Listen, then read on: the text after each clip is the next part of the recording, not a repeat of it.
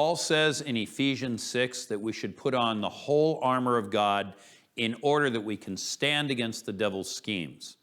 Here we have a suit of armor from the Middle Ages, and this is a perfect illustration of what Paul is talking about.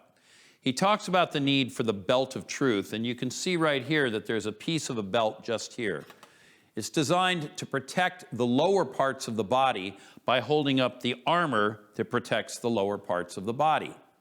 In fact, if you look at this knight, you can see that the groin area is not only well protected with armor, but there's even what's called a hauberk underneath to provide an extra layer of protection because this part is so sensitive. So the belt is a critical part, and the belt is the belt of truth.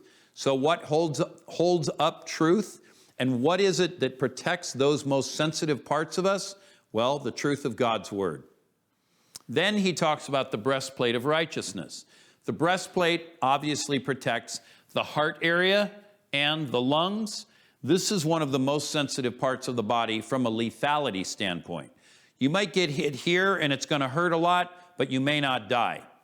This, if you get hit, you probably will.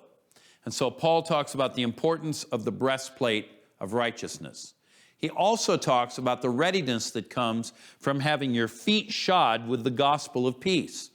Well, as you can see, this knight is wearing armor on his feet, specifically so nobody can chop with a sword or with an axe, thereby stopping mobility or putting you on the ground where a lethal shot can be delivered to another part of the body. When we talk about all of this, we can see that we're supposed to be ready to move, our heart has to be guarded, and with it, the truth holds up protection over the sensitive parts. And then Paul talks about the helmet. Now, the helmet protects the head. And in the head, we carry what? Thoughts, memories, aspirations, hopes, dreams, the future. All of these things are protected. And if this is sensitive and possibly lethal, this is even more so. One strike to the head and you're finished. And so the helmet, as you can see, is designed to protect you from getting chopped with an axe.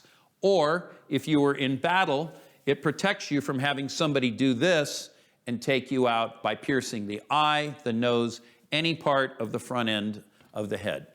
So, the armor of God is something we are encouraged to take up, and specifically so we can resist the devil. I think sometimes we lose our focus on him, sometimes our focus is too much. But if we have the armor of God on, we'll be protected from him in the real sense, and we also will have proper balance in the battle for the Christian life.